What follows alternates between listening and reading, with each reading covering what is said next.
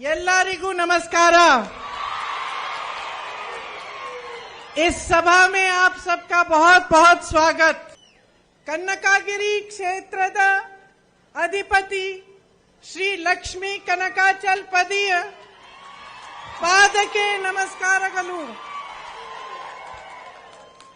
आज यहाँ आकर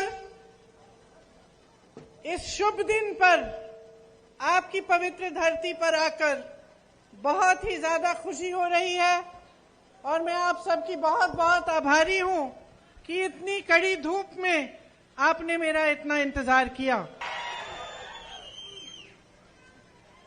देखिए, सभा की शुरुआत में आप सब खड़े हुए, हम सब खड़े हुए और हमने वंदे मातरम गाया। अपनी मातृभूमि को हमने नमन किया, श्रद्धांजलि दी। आप सुबह से शाम तक मेहनत करते हैं। जो यहाँ के किसान हैं, इतनी कड़ी धूप में आपने कहा कि पानी की सुविधा भी कम है, फिर भी दिन रात खेती पर काम करते हैं। आप भी सुबह उठकर पूरे परिवार को देखते हुए, सबके लिए खाना बनाकर, सबकी सुविधा देखते हुए पूरा दिन बिताते हैं। घर से बाहर अगर आप कहीं नौकरी करने के लिए भी जाते हैं या खेती में हाथ बटाते हैं, फिर भी आप सब घर आकर सबकी देखभाल करती हैं। और मैं जानती हूं कि जब सब सो जाते हैं, पूरा परिवार सो जाता है, तभी आखिर में आप सोती हैं। तो हमारी मातृभूमि क्या है और किसकी मेहनत से बनी है? आप ही की तरह है जो रोज मेहनत और ईमानदारी से काम करता है, चाहे वो किसान हो, चाहे डॉक्टर हो, चाहे मजदूर हो, चाहे किसी के घर में कुछ काम करता हो। आप सभी की मेहनत से देश बनता है, समाज बनता है, प्रदेश बनता है। हमारी पुरानी धरती है, बहुत महात्मा रहे जिनकी सीख से हमारी संस्कृति, हमारी सभ्यता, हमारा समाज बना। ಇಲ್ಲಿನ ಮಹಾತ್ಮರಿಂದ ನಾವೆಲ್ಲರೂ ನಡೆ ನುಡಿ ಸಂಸ್ಕೃತಿ ಪ್ರತಿಯೊಂದು ಕಲ್ತು ಈ ನಾಡನ್ನ ನಾವೆಲ್ಲರೂ ಸೇರಿ ಕಟ್ಟಿದ್ದೀವಿ। धार्मिक धरती है। धर्म को मानने वाले सबसे पहले ईमानदारी की बात करते हैं, सत्य की बात करते हैं। और हमारा महान देश आजाद भी जब हुआ तो सत्य के आधार पर हुआ। महात्मा गांधी जी ने सत्याग्रह की, सत्य की लड़ाई लड़े। तो हमारी देश की परंपरा रही है, पुरानी परंपरा है कि हमारे जो देश के नेता होते हैं, हम उनसे उम्मीद रखते हैं कि वो हमारी सभ्यता को बनाए रखें, कि वो एक साधारण जीवन जिए और ईमानदारी से हमारे लिए काम करें। चाहे महात्मा गांधी, जवाहरलाल नेहरू जैसे महापुरुष रहे हों, लेकिन हमेशा जनता के सामने झुके और जनता का आदर किया। आपका कर्नाटका प्रदेश हमारे देश का एक बहुत महत्वपूर्ण प्रदेश है। आपकी मजबूती से, आपके विकास से, आपके उदाहरण को देखकर पूरा देश गर्वित होता है। दुनिया की बड़ी बड़ी कंपनीज के सीईओ, डायरेक्टर आपके प्रदेश के हैं। एक समय में आप आईटी में आगे थे, टेक में आगे थे, इंजीनियरिंग में आगे थे, विकास में आगे थे, शिक्षा में आगे थे। पिछले चुनाव में इसी तरह सबने प्रचार किया, आपने अपना वोट डाला और अपने लिए एक नई सरकार बनाई। कुछ ही समय बाद उस सरकार को पैसों के बल से, सत्ता के बल से तोड़ा गया और आज की जो बीजेपी की सरकार है वो 3.5 सालों से आपके प्रदेश में बनी। और जब भी प्रदेश में या देश में एक नई सरकार बनती है तो अपनी पहचान बना देती है। तो जैसे आपने कहा, इंदिरा जी की जिक्र की, इंदिरा जी की जो सरकार बनी, जब उन्होंने भूमि के जो रिफॉर्म्स किए, लैंड रिफॉर्म्स किए, उसके लिए सुप्रसिद्ध बनी। राजीव गांधी की सरकार देश को आधुनिक दौर में ले जाने के लिए टेक्निक में, आईटी में आगे बढ़ाने के लिए मशहूर हुई। आज कुछ प्रदेशों में कांग्रेस की सरकारें हैं, राजस्थान में है, हिमाचल में है, छत्तीसगढ़ में है, तो वहां भी उनकी अलग अलग पहचान बनी।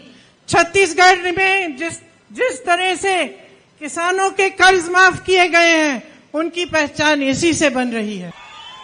तो क्या ये दुख की बात नहीं है और ये शर्म की बात नहीं है कि जो कर्नाटका प्रदेश की बीजेपी सरकार है वो 40% सरकारा के नाम से प्रसिद्ध हुई है। और ये नाम किसी दूसरी पार्टी ने नहीं दिया, ये प्रदेश के कॉन्ट्रैक्टर्स ने दिया। प्रदेश के कॉन्ट्रैक्टर्स जो आत्महत्या करने लगे क्योंकि उन्होंने कहा कि उनको इतनी घूस देनी पड़ती है सरकार को कि कमा नहीं पा रहे हैं। क्या ये शर्म की बात नहीं है कि आपके नौजवान बच्चे एग्जाम्स के लिए, भर्तियों के लिए पढ़ते हैं, लिखते हैं, आप ट्यूशन्स की फीस भरने के लिए और कड़ी मेहनत करते हैं, और फिर जब भर्ती का एग्जाम देते हैं तो पीएसआई के स्कैम के जैसे उनको पता चलता है कि किसी विधायक ने पैसे चोरी किए और उनकी भर्तियां बंद हैं। आपके यहीं के विधायक का नाम एक ऐसे स्कैम में उठा है। कर्नाटका में कहीं और एक विधायक के बेटे को 8 करोड़ कैश के साथ घर में पकड़ा गया और इनकी बेशर्मी इतनी बढ़ गई है कि उन पर कार्रवाई करने के बजाय उनके पिताजी ने एक परेड निकाली कि मैं विधायक हूं, मुझे कोई छू नहीं सकता, मेरे बेटे लूट करें, चोरी करें, कुछ भी करें, आप मुझे छू नहीं सकते। अब मैं जानती हूं मेरी बहनें, आप सुनती होंगी कि सरकार बनी है, भ्रष्टाचार बहुत ज्यादा है। आप सोचती होंगी कि ठीक है, भ्रष्टाचार हो रहा है, होता है, बड़े बड़े नेता अपने महल बना रहे हैं, अपने घर बना रहे हैं, तो इससे मेरा क्या मतलब है।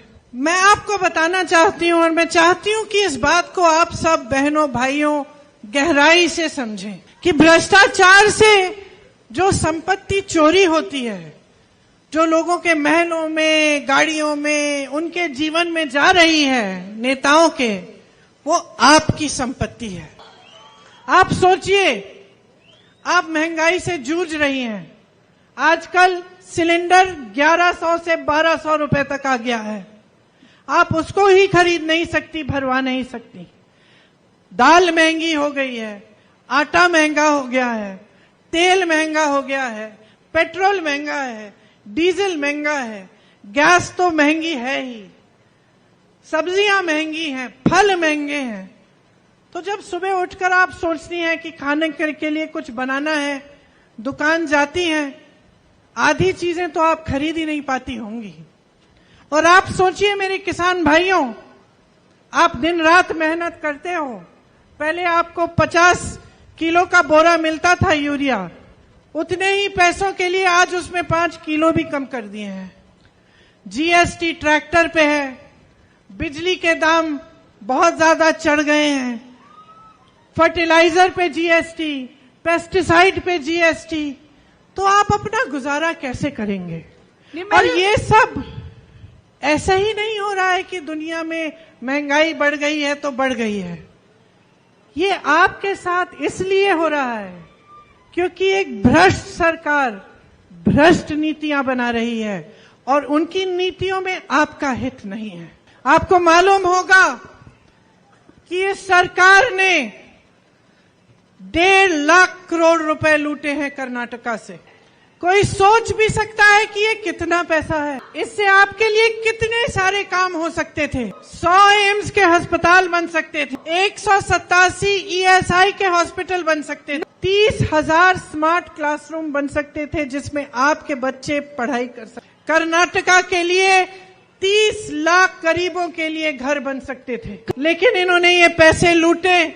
और आज परिस्थितियां ये है कि मेरे तमाम नौजवान भाई बहन यहां खड़े हैं, ज्यादा से ज्यादा शिक्षित हैं। मैं कहीं जाती हूं, किसी से पूछती हूं कितनी पढ़ाई की है, तो यहां हमेशा जवाब आता है बीएससी, बीटेक, सबने कुछ पढ़ाई की है, लेकिन आपको रोजगार नहीं दिया जा रहा है। और इससे बड़ी शर्म की बात यह है, चलो खाली रख लिए पद, आपने दी नहीं नौकरियां, लेकिन आप तो पोस्ट के लिए आपने रेट फिक्स कर ली है। किसी पोस्ट के लिए 50 लाख, किसी के लिए 70 लाख, किसी के लिए 30 लाख, हर चीज के लिए कुछ न कुछ आपको देना पड़ता है।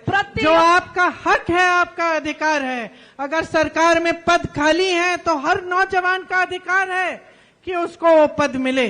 और मेरे किसान भाइयों की हालत देखिए, 25,000 रुपए पर एकड़ टैक्स लगा दिया है। डबल आमदनी की बात की थी, डबल आमदनी सिर्फ इनके नेताओं और इनके उद्योगपति दोस्तों की हुई है। हमारे देश का किसान औसत प्रतिदिन 27 रुपए कमाता है और प्रधानमंत्री जी के बड़े बड़े उद्योगपति मित्र गौतम अडानी की तरह एक दिन में 1600 करोड़ रुपए कमा रहे हैं। आपके लिए जहां से रोजगार बनने थे, वो बड़े बड़े पीएसयू उसको गिफ्ट के तौर पर दे दिए गए हैं। और जो छोटा बिजनेसमैन है, मीडियम स्केल का बिजनेसमैन है, जो दुकानें चलाता है या छोटा छोटा बिजनेस करता है, आपकी तरह जीएसटी और नोटबंदी सी आपकी के जैसी नीतियों से आपकी कमर तोड़ी गई। तो रोजगार दिलवाने के जितने भी माध्यम थे उनको कमजोर कर दिया, खत्म कर दिया। कांग्रेस वो माध्यम फिर से बनाना चाहती है। छोटे बिजनेस और मीडियम साइज के बिजनेस के लिए वेलफेयर फंड बनाना चाहती है। बीदर से चामराजनगर तक इंडस्ट्रियल कॉरिडोर और टाउनशिप बनाना चाहती है। बेंगलुरु में टूरिज्म के लिए, बिजनेस के लिए गोल्ड और डायमंड पार्क जैसे दुबई में होता है वैसे बनाना चाहती है। मैसूरू, हुबली, धारवाड़, गुलबर्गा, बेल्लारी, चित्रदुर्गा जैसी शहरों को बेंगलुरु की तरह आईटी और टेक में मजबूत बनाना चाहते हैं। और इस चुनाव में, क्योंकि हम समझते हैं कि 3.5 सालों में आपने मेहनत की लेकिन आपकी मुश्किलें बढ़ती चली गई, हम कुछ गारंटी आपको देना चाहते हैं। 100% विकास की गारंटी। जो 2.5 लाख पद खाली हैं उनको 1 साल के अंदर अंदर पूरी तरह से कोशिश करेंगे कि उनको भरा जाएगा। मेरी बहनों, आपके लिए गृह लक्ष्मी योजना, जिसके तहत आपको 2,000 रुपए प्रति माह आप ही के अकाउंट में जाएंगे। गृह ज्योति योजना, जिससे 200 यूनिट फ्री बिजली मिलेगी। मेरी बहनें, आपके लिए सारी बस की यात्राएं फ्री होंगी। आंगनवाड़ी और आशा की बहनें मेहनत करती हैं, सबका देखभाल करती हैं और कोविड के समय, कोरोना के समय सबसे ज्यादा आपने धैर्य दिखाया और भीषण परिस्थितियों में घर घर जाके वैक्सीन डलवाई। फिर भी इस सरकार ने आपका मानदेय नहीं बढ़ाया। कांग्रेस पार्टी अगर सरकार बनाएगी तो आपका मानदेय 15,000 रुपए प्रति माह तक बढ़ाया जाएगा। मिनी आंगनवाड़ी के लिए 10,000 तक बढ़ाया जाएगा। आशा बहनों के लिए 8,000 रुपए तक।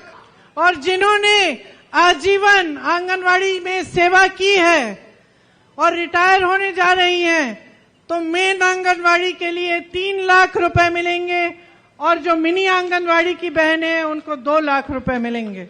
भूमिहीन मजदूरों और बटाईदार किसानों के लिए एक विकास बोर्ड बनाया जाएगा, जिसमें 500 करोड़ रुपए का फंड होगा आपकी मदद के लिए। इस तरह की तमाम स्कीमें हैं कांग्रेस पार्टी आपकी भलाई के लिए लाना चाहती है। आपको हम दिखाना चाहते हैं कि एक ईमानदार सरकार जो आपके हित में काम करती है वो क्या क्या नहीं कर सकती।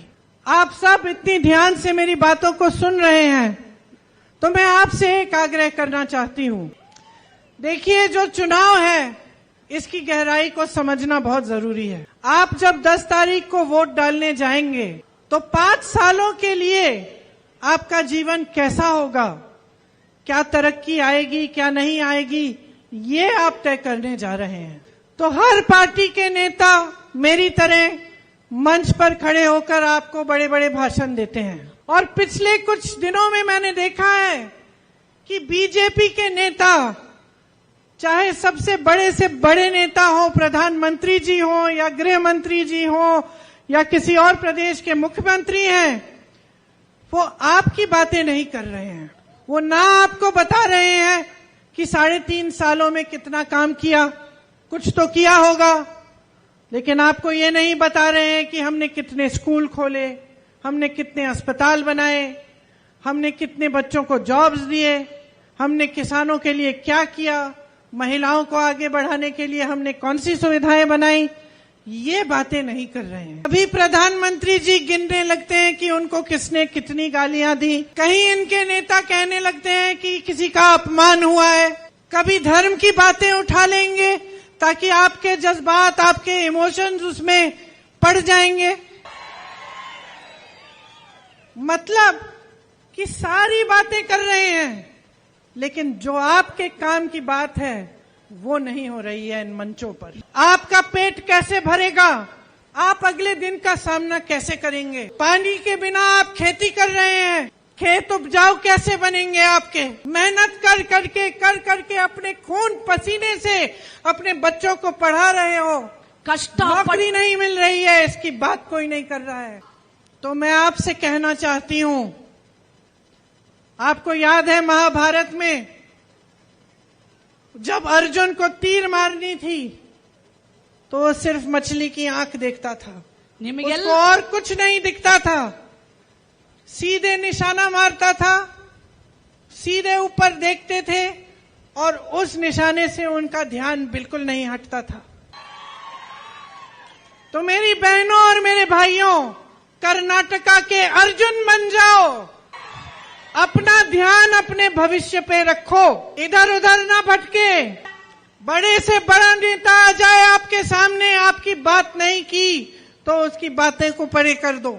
अपना ध्यान अपनी समस्याओं पर, अपने विकास पर, अपने बच्चों के भविष्य पर, अपने पेट भरने पर, अपनी ईमानदारी पर आप अपना ध्यान एकदम सटीक रखो, उसको हिलने मत दो। और समझ जाओ कि चुनाव के सामने या किसी भी समय अगर कोई नेता आपके सामने आकर आपकी बात नहीं करता है, आपके प्रति जवाबदेह नहीं बनता है, आपको ये नहीं बताता है कि क्या करके दिखाया है आपके लिए, तो वो नेता आपका नेता बनने लायक नहीं है।